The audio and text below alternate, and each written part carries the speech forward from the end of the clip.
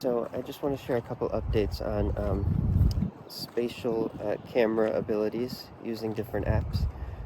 First, I want to share a reminder from the main iPhone spatial camera review that I did. But anyway, one of the points you might remember is that the iPhone 15 Pro uses two different types of lenses to get stereoscopic video. And one is the better lens, and it can record shallow depth of field depending on the content, and the other one is fixed flat focus. So that's kind of a conflict you get. I'll show you a test video done with the main iPhone camera app to show an example of this.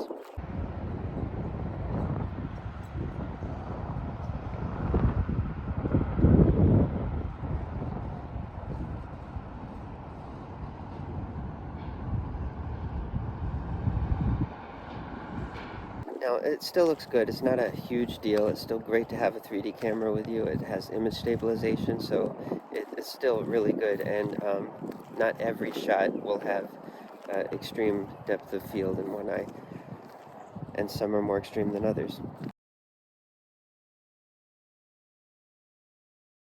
Another difference is the resolution they're capable of. Um, the main camera can do great 4K video, and there is another third-party app called Spatial Camera that takes both stills and video. That's been updated several times, has a nicer interface now. However, at least in my test, the problem of missynchronization still persists. It seemed more extreme in my last test, but this one, if you have a still subject, it can still kind of work.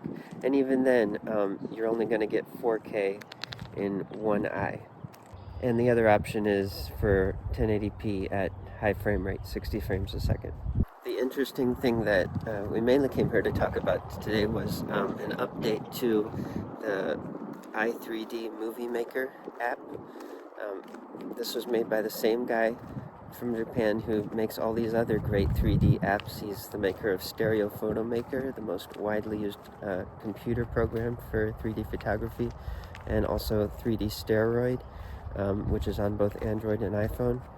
And he makes several other ones that are iPhone exclusives. What is this update? Well, iPhone camera has a special mode called Cinematic. Not only does it do a certain type of color grading in 24 frames a second, but more importantly, it records depth data. Yes, it records a video depth map that matches with your video. And cinematic mode uses that to achieve shallow depth of field.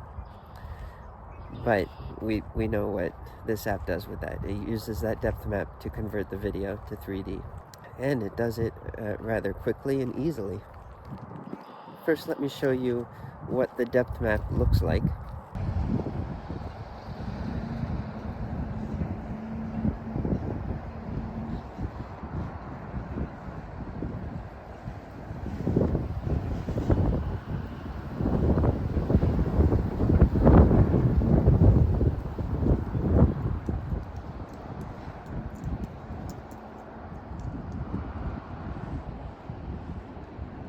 And now let me show you some test shots, how it's designed to be used with the shallow depth of field effect in 2D.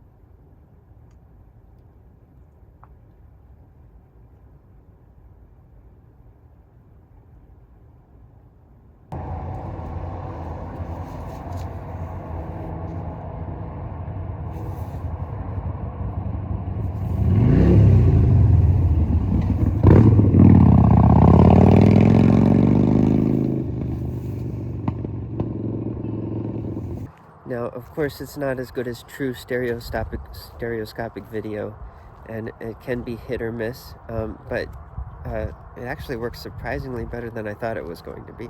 And here are some really good examples that turned out amazing. The first one is of the tree in bloom. I thought this would be such a complex shot, it would be a bizarre mess, but surprisingly, here's how it turned out.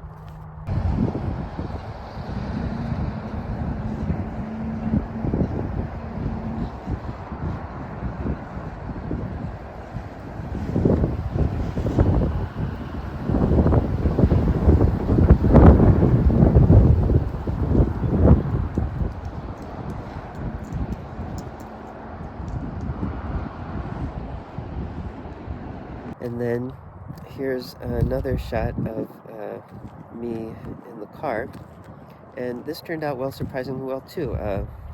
The edges, there are slight imperfections here and there, but it's really not that bad.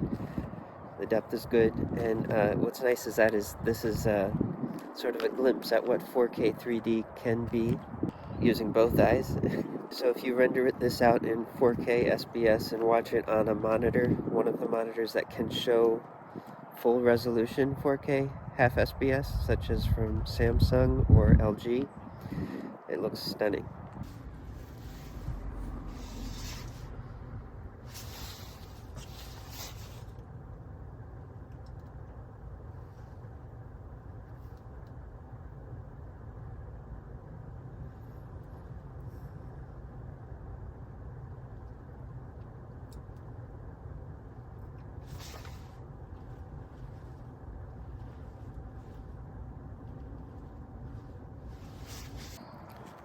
However, I wouldn't say that this can be used, I wouldn't use this for important memories or for professional work or anything like that. It's interesting, but if 3D is your aim, it's really hit or miss. Some are to be expected, like transparencies. In this test shot, you'll notice the windows and the transparent bottle of hand sanitizer hanging in the front. It just did not translate well, didn't handle the transparency as well.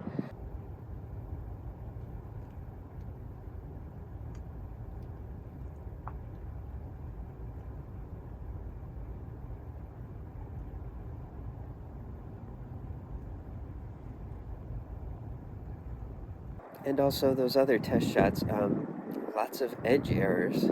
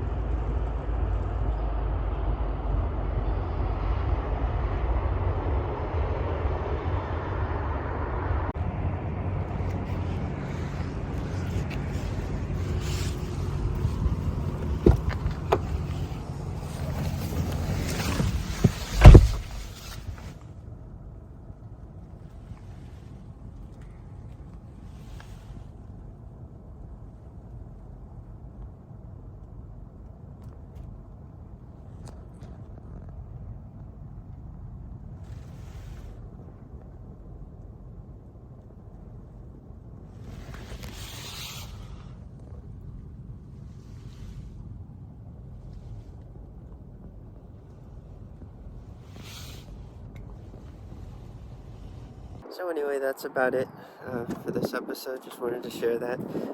It'll be interesting to see in the future when they make an iPhone with a camera that was made from the ground up for spatial video.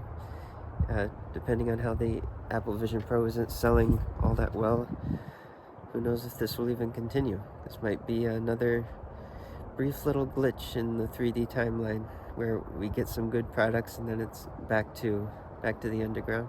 So who knows? We'll see what happens.